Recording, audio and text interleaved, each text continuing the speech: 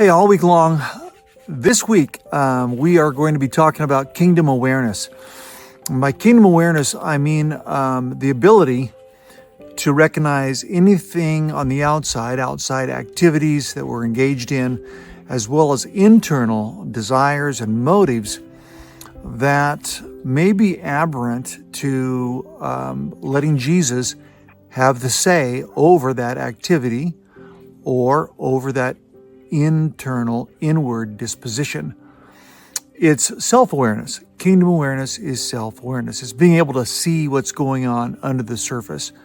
What drives me maybe towards an external activity that does not edify God, ourselves, or others, and actually detracts from the love relationship that God calls us to both vertically and horizontally when we are living under the rule of Jesus. So all week long, as we look at Matthew chapter 5, verse 21 through 26, that's what we'll be digging into. So as I recite the passage, I want you to think about how Jesus is pressing his audience to look under the surface, to not just accept the prevailing assumption that because they have not murdered someone, they're just fine. This is the law. It's the sixth of the 10 commandments that Jesus first addresses as he begins to contrast the old dikaiosune, the old righteousness, with the new dikaiosune, new righteousness, the righteousness that surpasses that of the scribes and Pharisees. So here's the text. Verse 21, chapter 5, Jesus says, "You've heard it said to the people long ago, 'You shall not murder,' and anyone who murders will be subject to judgment. But I tell you," verse 22, "that anyone who is angry with a brother or sister will be subject to judgment. Again, anyone who says to a brother or sister, 'Raka,' will be answerable to the courts. And anyone who says, 'You fool,' will be in danger of the fire of hell. Therefore, if you are offering your gift at the altar and there remember that your brother or sister has something against you, first leave your gift there in front of the altar. Go and be reconciled to them. Then come and offer your gift.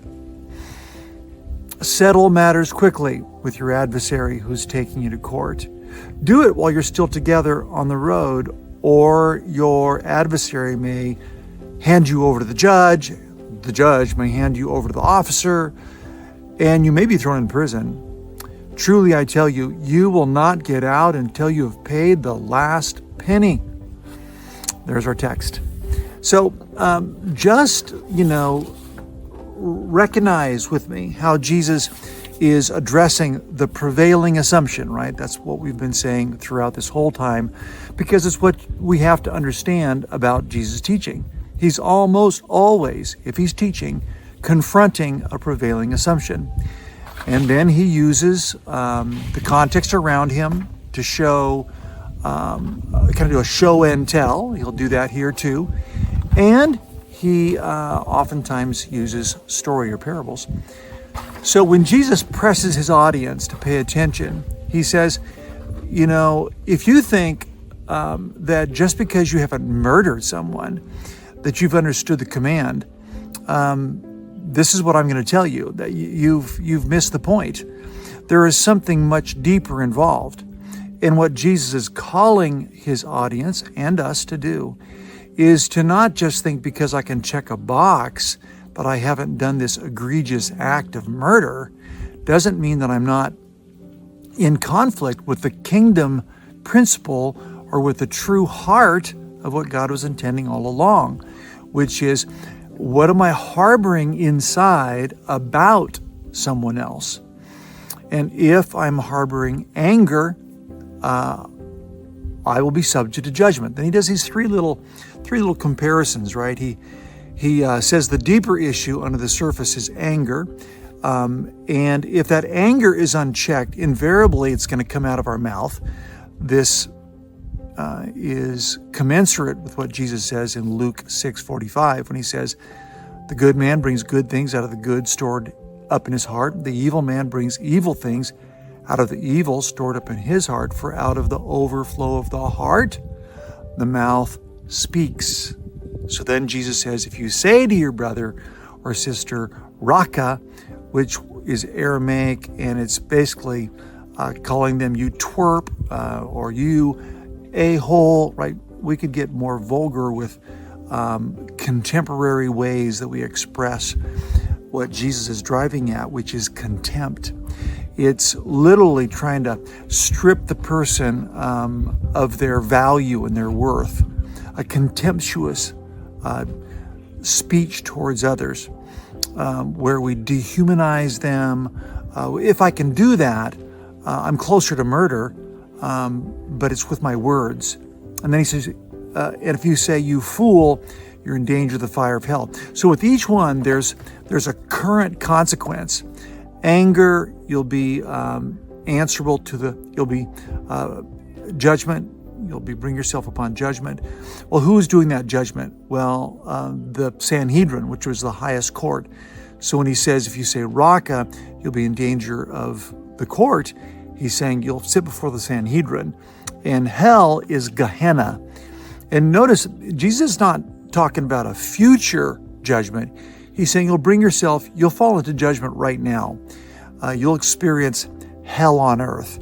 You'll experience just relational havoc if you have this kind of lifestyle. What you give out is what you're going to get back. It harkens to what he will say in chapter 7 when he says, with the measure you use will be measured to you.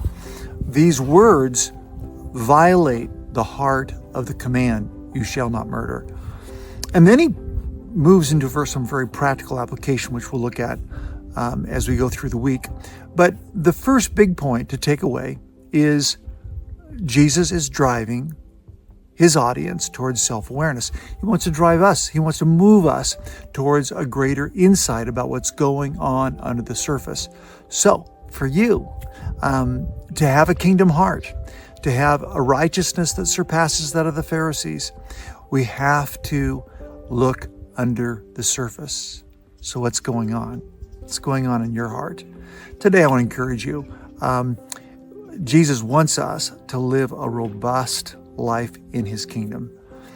To do so, we have to be able to recognize anything that strips others of value that might be going on inside. So Lord Jesus, we ask you, help us to see more clearly what's going on under the surface of our lives, and to bring that under your rule, to give you the say over it, the authority over it. Lord, have the authority over my emotions, over what's unresolved. I bring all that to you for your healing and direction. I will see you tomorrow. God bless.